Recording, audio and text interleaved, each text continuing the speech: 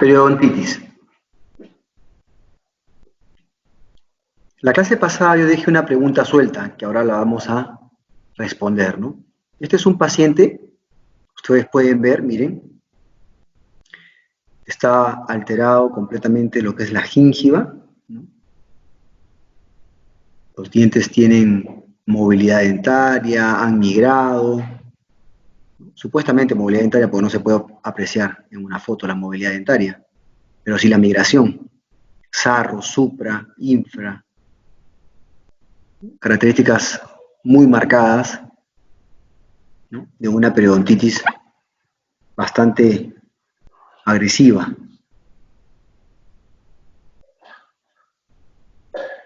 La enseñanza del tema de periodontitis tendrá como finalidad el desarrollo de las siguientes capacidades, ¿no? Valorar la importancia del reconocimiento de las características de la periodontitis, conocer los instrumentos para el tratamiento de la periodontitis, los criterios de evaluación, ¿no? El alumno debe tener conocimiento de la periodontitis, del tratamiento de la periodontitis y el periodontograma, que es muy importante. Entonces, ¿qué es la periodontitis? La periodontitis es una enfermedad crónica e irreversible. Y se puede decir que es irreversible.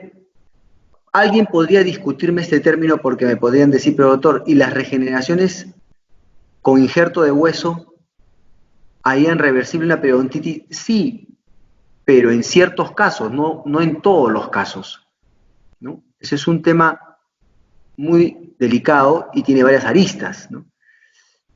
Lo cierto es que en la literatura se dice que es crónica e irreversible, que afecta el tejido de sostén de los dientes, ¿no? Que vendrían a ser la encía libre, la encía herida, ¿no? El hueso alveolar que rodea el diente, el cemento radicular, que es el cemento que abarca la raíz del diente, y el ligamento periodontal, con todas sus fibras, ¿verdad? Alveolares, horizontales, apicales, oblicuas. Este es el concepto más simple que podríamos dar sobre lo que es enfermedad periodontal o periodontitis. Y miren, acá hay un cuadro en un esquema de la evolución de la enfermedad. En la clase anterior yo enseñé un esquema, ¿no? Y en vivo también al mismo tiempo, la foto de las características normales de un periodonto. Entonces, haciendo memoria, porque ustedes ya vieron la clase, si lo traen a este cuadro pueden observar cómo se ven alteradas las diferentes estructuras del periodonto hasta llegar a este caso malo, con un pronóstico malo, que efectivamente va a terminar en la pérdida del diente. Miren, acá está la línea melocementaria o la UCA.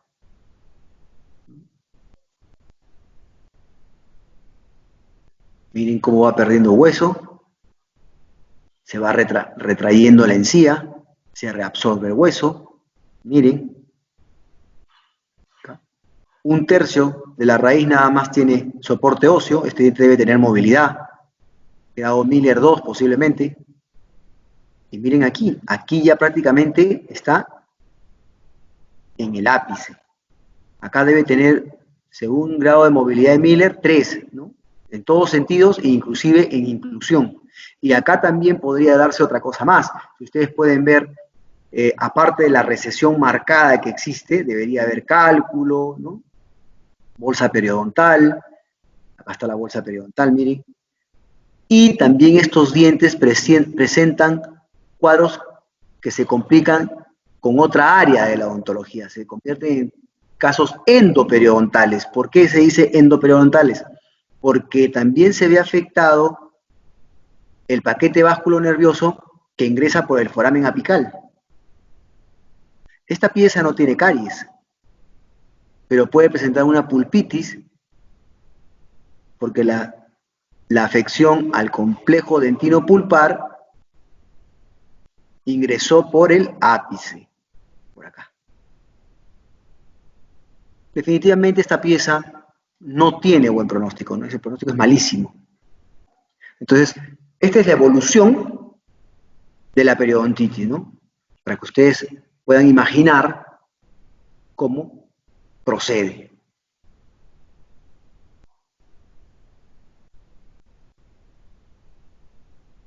Entonces, si bien es cierto, la clase pasada hablamos sobre lo que era la gingivitis y la descripción normal de la gingiva y la alteración patológica de la gingiva.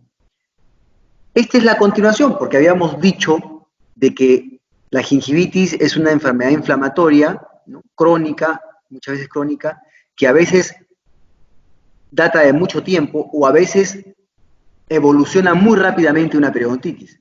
Entonces, en una periodontitis lo que nosotros observamos es, a nivel gingival, lo que vemos es enrojecimiento, inflamación, ¿no? Pérdida de festoneado, ¿no? Consistencia blanda, ¿no?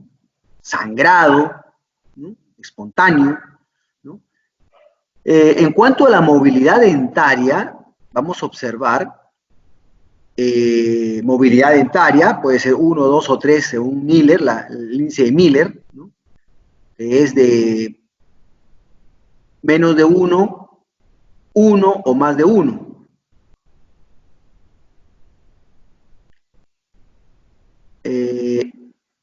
También tenemos la migración, ¿no? Los dientes se desplazan al perder soporte óseo, estructura ósea, ¿no? Soporte de hueso, migran, se mueven, se separan, ¿no? Se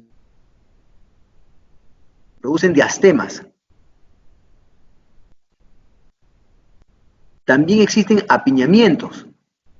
Perdón, en la movilidad de Miller es esto, 1, grado 1, 2 o más de 3.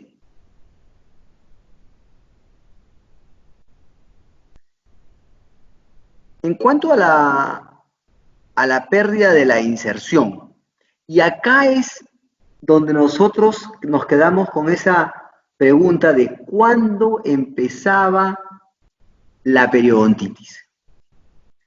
Miren, la periodontitis empieza cuando el nivel clínico de adherencia epitelial migra de la UCA, de la unión amelo-cementaria, hacia apical. Acuérdense de esto. ¿Cuándo empieza la periodontitis? Cuando el nivel clínico de adherencia epitelial migra de la UCA, que es la unión amelo-cementaria, hacia apical. Pérdida de inserción. La pérdida de inserción. ¿Ok? Eso también conlleva una pérdida de hueso alveolar, recesión gingival, exposición de furca cuando es muy grave, ¿no?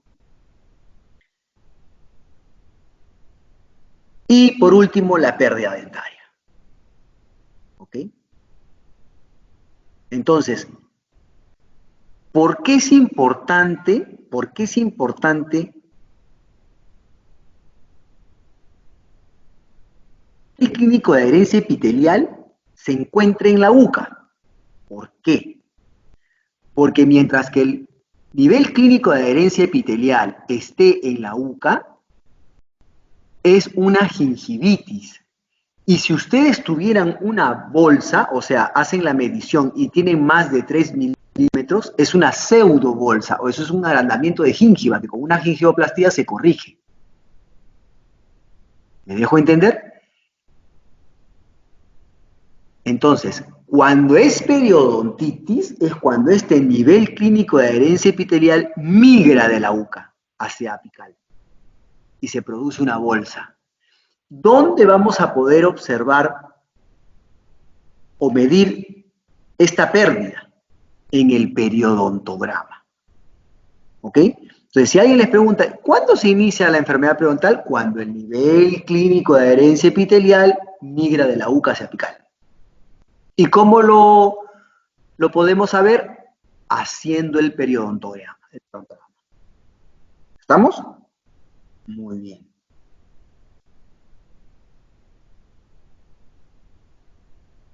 En cuanto a la microbiología de la enfermedad periodontal, estas son las 3 bacterias más comunes y predominantes en la enfermedad, ¿no? La Actinobacillus actinomyxectacomins, ¿no? La Porphyromonas gingivalis y las Bacteroides forcitus. Son las que más predominancia tienen en la enfermedad periodontal.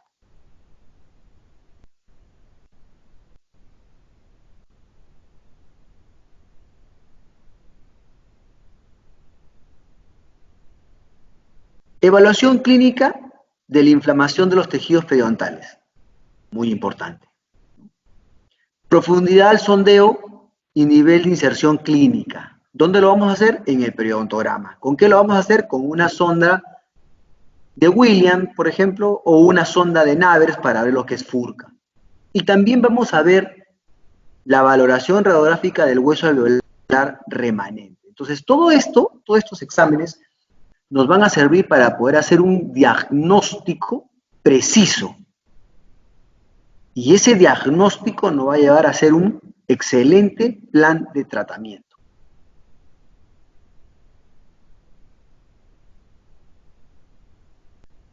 Miren, observen ahí, acá lo que está haciendo el colega es midiendo la lesión de Furca, miren, con una sonda de Navers. Y acá lo que ustedes pueden ver es la pérdida de hueso horizontal, en este caso, puede ser horizontal o puede ser vertical, miren. Acá también se puede observar cálculo adherido, miren. Acá también. ¿Ok? Entonces, esto nos va a ayudar a diagnosticar, ¿no? La evaluación clínica de la inflamación de los tejidos periodontales, el nivel clínico de adherencia epitelial, que ya sabemos que se encuentra ¿dónde? En la UCA, en la unión amelo-cementaria. Y la valoración radiográfica para ver nuestro hueso cómo se encuentra. Existen una serie de índices periodontales que también son ayuda de diagnóstico, ¿no? Como el índice gingival de Loewe-Zillner en 1963, el de Loe en 1967, ¿no? El índice de retención de Jorby y Lowe en el 67, el índice de movilidad dentaria de Miller, ¿no? El índice de higiene oral simplificado de Lee y Meñón en 1967, el índice de bifurcación de Ham, y el más común, o el que realizamos nosotros en la clínica, el O'Leary, ¿no? El O'Leary, el famoso índice de O'Leary.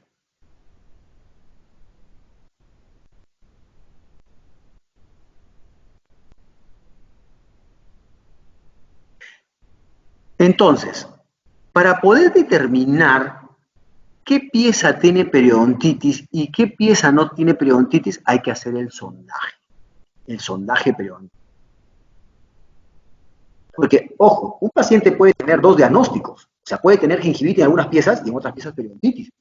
Ustedes no van a generar, porque tiene periodontitis, va a tener todas las piezas periodontitis, no. Por eso es que es importante hacer el periodontograma, porque inclusive podrían ser hasta pseudobolsas. Ya explicamos eso, y ahora lo vamos a explicar mejor, ¿no? Dice, sondaje. Hay 2 tipos de sondaje.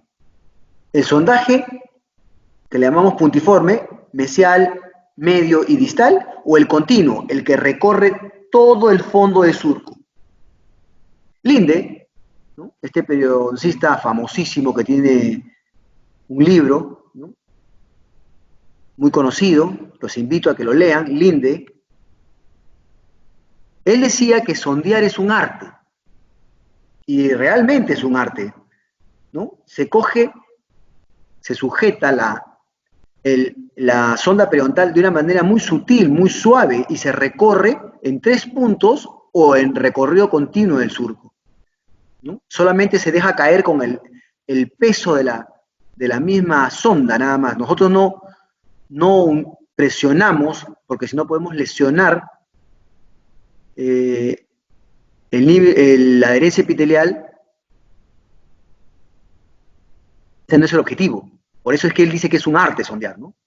Mucha sutileza para poder medir este fondo de surco, ¿ya? Solamente nosotros lo que hacemos es ingresamos en el surco y solamente se deja caer el peso de la sonda y se recorre, si fuera la continua, la técnica continua, todo el surco, se ve mesial, medio y distal, o 3 puntos, ingresan en el mesial, sacan, ingresan en el medio, sacan y ingresan en distal.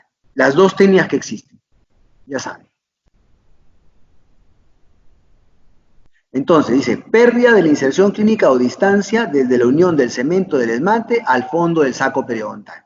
Y dice, evaluar la respuesta hemorrágica a la presión física. También es muy importante, si sangra o no sangra. Y este es el periodontograma. Entonces, nosotros vamos a hacer 2 cosas, bien simples para que entiendan. Lo primero que nosotros vamos a hacer es hacer la medida del borde gingival,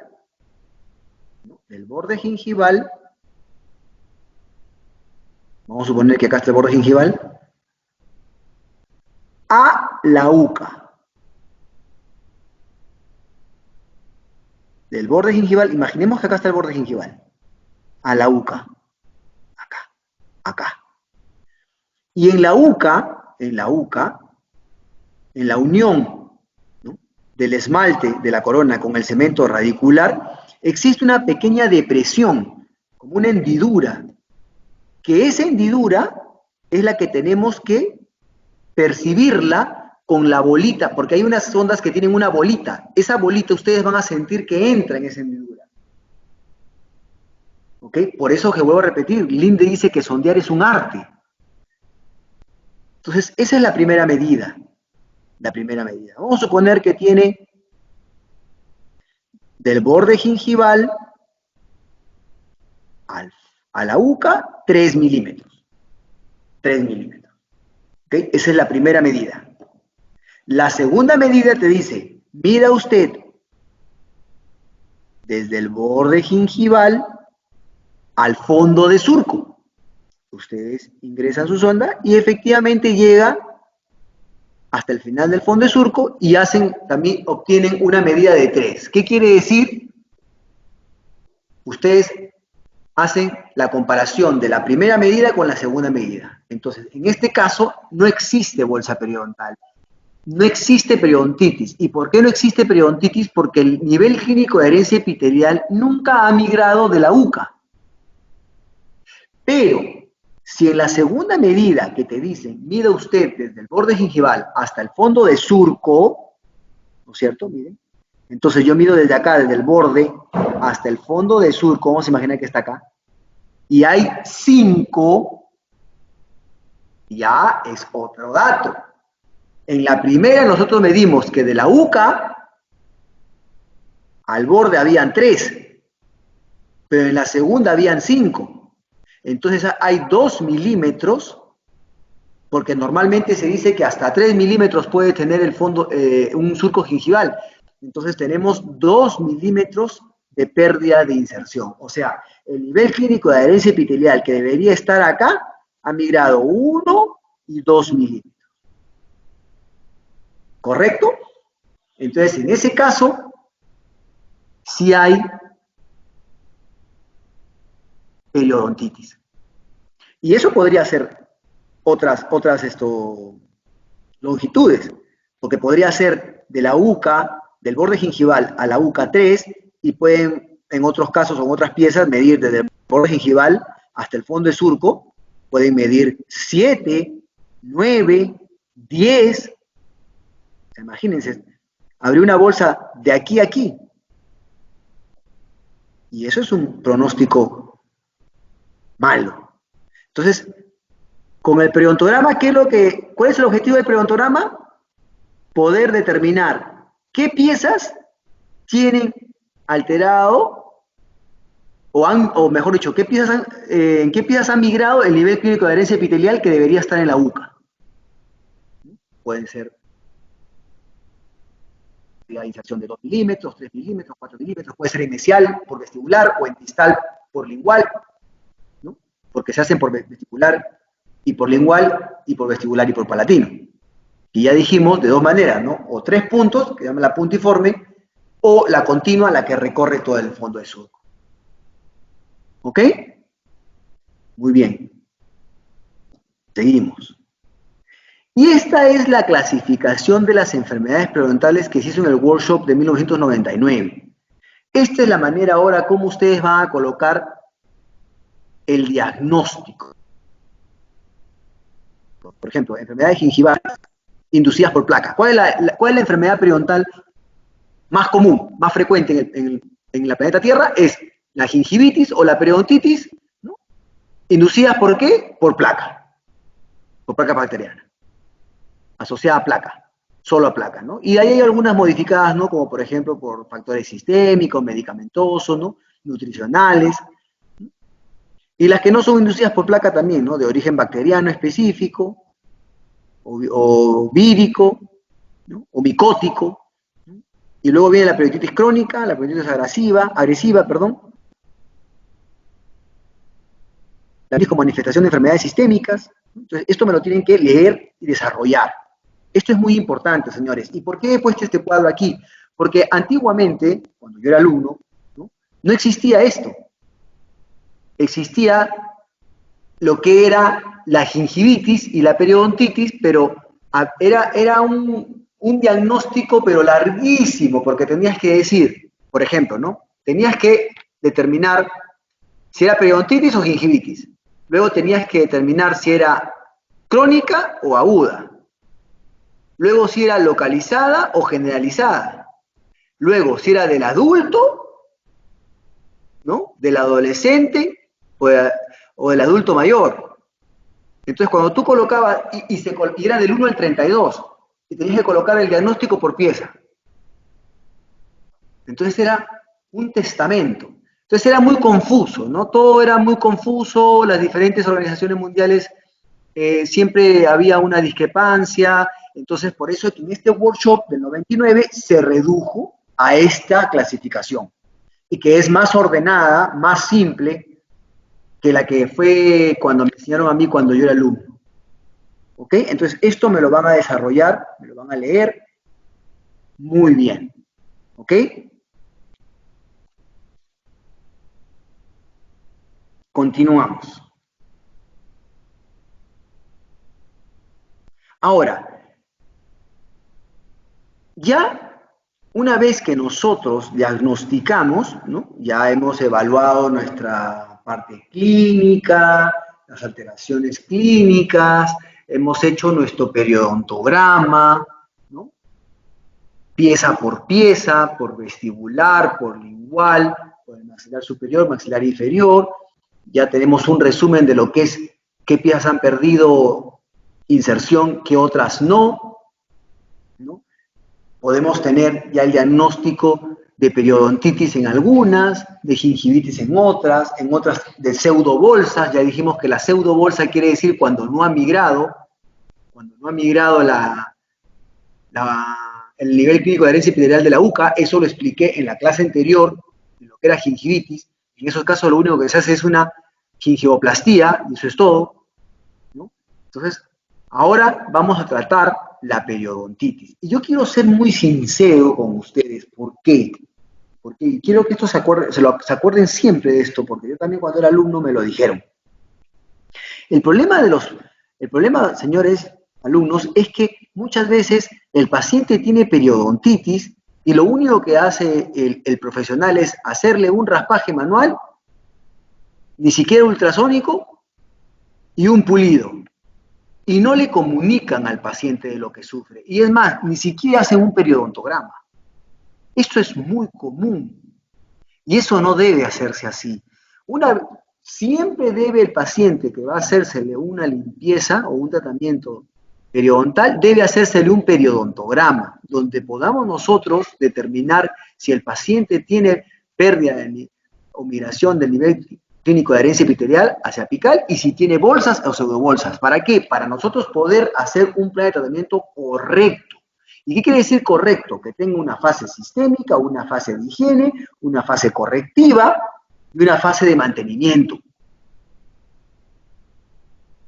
Porque el paciente cuando llega al consultorio, muchas veces llega sin síntomas, pero si nosotros no le decimos que tienen bolsas y que no tiene que corregir esas bolsas de manera quirúrgica, entonces el paciente nuevamente al poco tiempo va a volver a regresar, o es más, ni siquiera regresa, vuelve a acumular cálculo en las bolsas, placa, y vuelve nuevamente a todo exacerbarse, a cambiar los niveles, los tejidos gingivales a cambiar de color nuevamente, se pierde el festoneado, aumenta el tamaño de volumen, empieza a sangrar, lo mismo. Entonces hay que hacer un buen plan de tratamiento, ¿no? Fase sistémica, si hay que medicar, previo al tratamiento, la fase terapia oral, explicarle primero, como dije en la gingivitis, la anatomía de su periodonto normal, ¿no? En una cartilla, explicarle, mire, este es su diente, este es su tejido periodontal, este es su encía libre, este es el surco, este surco debe medir tanto, si tiene más profundidad es porque ha migrado el nivel clínico de adherencia epitelial que vendría a ser el fondo del surco, el piso del surco, y eso no es correcto porque la cerda del cepillo solamente entra máximo 3 milímetros de profundidad, y si tiene más de 3 milímetros de profundidad, usted nunca va a poder hacer buena higiene a esas piezas. Y la única manera de hacerlo es corrigiéndola a través de una cirugía para que ese surco que tenía 8, 7 o 5 o 4 milímetros llegue a tener 1.5 o 2 máximo para que usted pueda hacer una higiene correcta, la punta de la cerda entre hasta el fondo del surco y usted pueda barrer todo el contenido que se encuentra ahí, de placa. ¿Ok? Eso es muy importante. ¿Ya? Motivar al paciente y concientizar al paciente de su enfermedad y decirle que si es que él no toma en serio esto, en un mediano plazo va a perder muchas piezas, ¿no? Y va a tener problemas de oclusión, problemas para masticar, problemas para poder alimentarse. Y no solamente eso, también le deben explicar que la enfermedad periodontal también produce lesiones a otros tejidos, como por ejemplo a otros órganos también, como el corazón, ¿no? Las articulaciones, ¿no? Inclusive a las gestantes que tienen periodontitis, ¿no? También influye en el feto, ¿no? Entonces tienen que concientizar al paciente para que haya una respuesta por parte del paciente, porque ¿de qué nos sirve que nosotros hagamos todo un buen diagnóstico, un buen periodontograma, le hacemos un buen plan de tratamiento con cirugía correctiva, de repente injertos para que en algunos casos poder revertir esta pérdida ósea y poder mantener o todavía que el diente permanezca en boca y no perderlo, si es que el paciente no va a ser continuo en su higiene en casa y tampoco va a asistir periódicamente a sus controles en el consultorio? Entonces, por eso es que es importante la motivación, la concientización del paciente, es muy importante. Ahí es donde ustedes tienen que entrar a tallar. Y si aún así ya el paciente no responde, bueno, ustedes tienen que sentirse tranquilos porque ustedes han cumplido de manera profesional, ética y moral, ¿no? Entonces, luego de la fase de higiene vendrá también lo que es raspados, perdón, en la fase 2 de fase de higiene, aparte de la motivación y todo eso, viene la parte que es ultrasonido, raspaje manuales cerrado, ¿no? Para poder remover el cálculo supragingival, un pulido para dejar lisa la superficie de las piezas dentarias para que no se adhiera a los alimentos, que eso también ya lo explicamos en la clase de gingivitis, ¿no? Y definitivamente tenemos una tercera fase que es la correctiva, ¿no? La correctiva. ¿Y en qué consiste eso? Por ejemplo, ¿no? Como dije en la clase de gingivitis, las que tienen pseudobolsa, o sea, hiperplasia gingival, aumento de gingiva, sin migración del nivel clínico de adherencia epitelial de la UCA, será gingivoplastías. O sea, reducir ese tejido a menos de 3 para que pueda hacer una buena higiene. Y si es el caso contrario, de que tiene una bolsa periodontal, o sea, si hay migración del nivel clínico de adherencia epitelial de la UCA hacia apical, la corrección de la bolsa y reducirla también a 1 o 1.5 para que pueda hacerse una corrección, para que se pueda hacer una higiene adecuada y no se quede placa en el fondo de surco, porque si, vuelvo a repetir, no se hace esta fase correctiva, siempre la cerda del cepillo máximo va a entrar 3 milímetros, y si tú tienes una bolsa de 6, o sea, los otros 3 milímetros siempre van a estar llenos de placa bacteriana las 24 horas del día y los 365 días del año, si es que se desaparece el paciente más de un año del consultorio. ¿Me dejo entender? Entonces es muy importante la fase correctiva. Y aquí también podremos evaluar, ¿no? Evaluar si es que algunas piezas son candidatas para una regeneración tisular guiada, con hueso y con membrana. Acuérdense que para poder hacer una regeneración tisular guiada, hay ciertos parámetros, ciertas condiciones que tiene que tener la zona receptora del injerto, ¿no? Por ejemplo, que debe tener como mínimo 2 paredes. Si son 3, mejor, ¿no? Que la reabsorción ósea no puede ser horizontal. ¿Y por qué? Porque es importante las paredes que debe tener este defecto óseo, porque a más paredes hay más estabilidad, menos movimiento en el injerto, y a más paredes de tejido óseo, mayor nutrición sanguínea, riego sanguíneo. Porque acuérdense que en el hueso hay sangre, y lo que le va a dar nutrición al injerto es la sangre. La sangre es lo que nutre, ¿no? Y hace que el injerto sea un éxito. Pero si no hay una buena irrigación, un buen sangrado, no hay sangre que lleve los elementos de oxígeno para que este tejido regenere, entonces va a ser una pérdida de tiempo y aparte de una pérdida de tiempo, un momento no grato para el paciente porque la cirugía va a ser un fracaso. Entonces hay que evaluar bien qué paciente es candidato para poder colocar un injerto y qué paciente no es candidato para hacer un injerto, ¿no? Yo siempre soy muy sincero en este aspecto, ¿no? Siempre las regeneraciones tisulares guiadas deben ser muy honestas, ¿no? Muy honestas, ¿no? O sea, a veces tratamos de jugar, a veces los dentistas, y me incluyo también, porque también soy dentista, jugamos a ser dioses y no somos dioses, ¿no? O jugamos a ser magos y no somos magos, somos cirujanos dentistas. Entonces tenemos que evaluar bien lo que va a ser un éxito y lo que va a ser un fracaso. Los magos están en Las Vegas, nosotros somos dentistas, ¿no? Entonces es muy importante la evaluación de una pieza que va a ser candidata para un injerto, porque si es un fracaso, podría llevarnos a problemas o un reclamo por parte del paciente. Entonces hay que ser muy sinceros con el paciente. Y acuérdense que los pacientes ahora piden toda su documentación. Entonces podrían haber una segunda opinión de otro colega y podría decirle, bueno, esta pieza antes de que se le haga el injerto óseo no era candidata, porque acá tengo el registro de las radiografías. Entonces hay maneras de que de repente el paciente pueda darse cuenta de que no fue un buen diagnóstico y que de hecho no iba a ser un buen pronóstico ese tratamiento que se le estaba haciendo a esa pieza. Hay que ser muy honestos en los pronósticos de un paciente, con enfermedad periodontal, muy honesto. Y luego viene la fase de mantenimiento, que no deja de ser importante, como dije hace un momento, es muy importante porque lo que nosotros necesitamos saber es cómo el paciente está evolucionando después de todo lo que nosotros hemos hecho, pero también es importante saber cómo está haciendo el paciente su higiene, que eso es lo que más nos importa.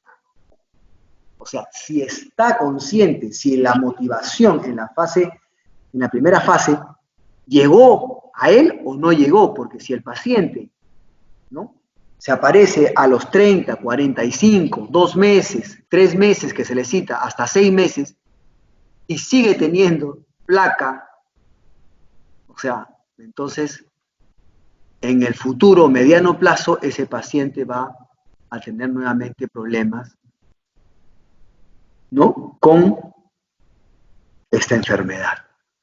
Pero si el paciente se le cita a los 25 días y está muy bien en su higiene, ¿no?, a los 2 meses está perfectamente en su higiene, se le felicita, se le enseña, ¿no?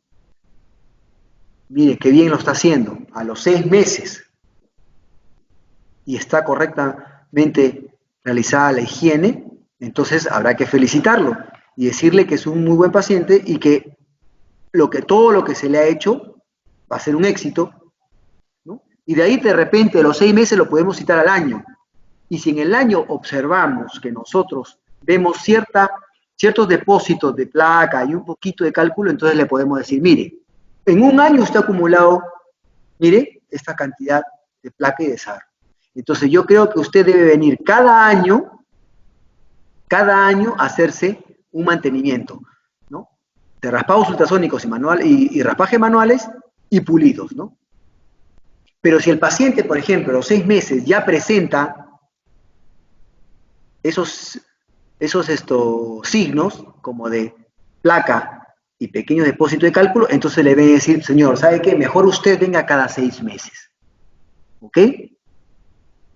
Ahora, en estos dos casos, lo ideal es como lo estoy diciendo, ¿no?, que pequeñas acumulaciones, pero como les repito, hay pacientes que, por experiencia propia en la clínica, ¿no?, llegan a los 2 meses, ni siquiera ha terminado el ciclo, y ya tienen la tercera o la mitad de placa y cálculo que tenían, cálculo no, placa, de cuando llegaron. Entonces ese paciente no está haciendo bien las cosas, no está haciendo bien la higiene en casa, ese paciente no tiene interés en mantener la salud oral y más no podemos hacer. Más no podemos hacer, ¿no? Entonces lo que tenemos que hacer es siempre brindarles toda la información, ¿no?, de las técnicas de cepillado, los cepillos que deben utilizar. En pacientes tratados periodontalmente siempre hay que utilizar hilos superfloss, que tiene 3 partes activas, los cepillos interdentales, porque tienen troneras amplias, ¿no?, para que puedan higienizar correctamente las piezas dentales a todo su alrededor, ya sea mesial, distal, vestibular o lingual palatino. ¿Ok? Muy importante para el éxito a largo plazo de estos pacientes. E inclusive, esto también de la fase de mantenimiento, les puede tocar pacientes que en la ficha periodontal, cuando hacen el periodontograma, hay una pregunta que se le dice, ¿usted ha sido tratado de enfermedad periodontal? Y ustedes lo que pueden observar es que de repente el paciente le dice, sí. Y cuando ustedes observan clínicamente al paciente, porque ahí también van a poner cuándo fue tratado de enfermedad periodontal, pueden sacar una relación de que el paciente no ha hecho bien las cosas. Entonces ya tiene el paciente antecedentes de que no es coherente con la limpieza en casa. Pero de repente pueden decirle al paciente, ¿usted ha tenido tratamiento periodontal? Sí, hace 2 años o hace 3 años, en el año 2018, por ejemplo, y quiero que me revise usted. Entonces se le hace el periodontograma y todo está bastante aceptable. Puede ser que tenga algunos depósitos de cálculo, pequeñas cantidades de placa, pero ya no tiene bolsas. O sea, ese paciente sí es consciente de que lo que tuvo era serio y después de 3 años ha vuelto al consultorio para saber su estado, ¿no? Y se le da la grata sorpresa de que efectivamente no tiene bolsas, que tiene pequeños acúmulos de cálculo, pero es un pronóstico bueno. O sea, que en esos 3 años que él de repente no se apareció por el consultorio, o de repente no se apareció el primer año y no los otros 2, para todo el tiempo que lleva, la higiene que hace en casa sí es la adecuada, ¿no? Sí es minuciosa, frecuente, ¿no?, como siempre se les indicó, ¿no? Siempre higiene después de cada comida, ¿no? Disminuir el hábito de comer entre comidas, ¿no?, que los dientes queden en la menor cantidad de tiempo con restos de comida. Si trabaja en una oficina y quieren hacer una merienda, que tengan elementos de higiene en la oficina para que después de hacer la merienda, hacerse la higiene, o después de almorzar, hacerse la higiene, ¿no? Es muy importante todos esos pequeños detalles para que el paciente pueda mantener su higiene.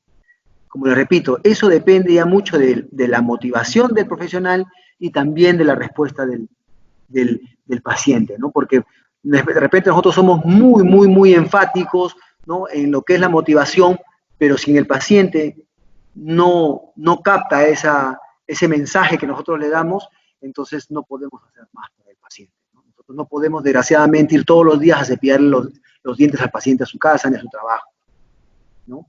Ya eso es una desidia del paciente porque nosotros le hemos explicado correctamente, con puntos, ¿no?, y muchos detalles, lo que tiene que hacer en casa y que tiene que ir a sus controles. Muy bien, alumnos. Revisen esta información, lean más acerca de lo que hemos hablado el día de hoy. Yo creo que con esta clase de periodontitis pueden complementar o diferenciar lo de un paciente con periodontitis con gingivitis. Eso es todo por el momento.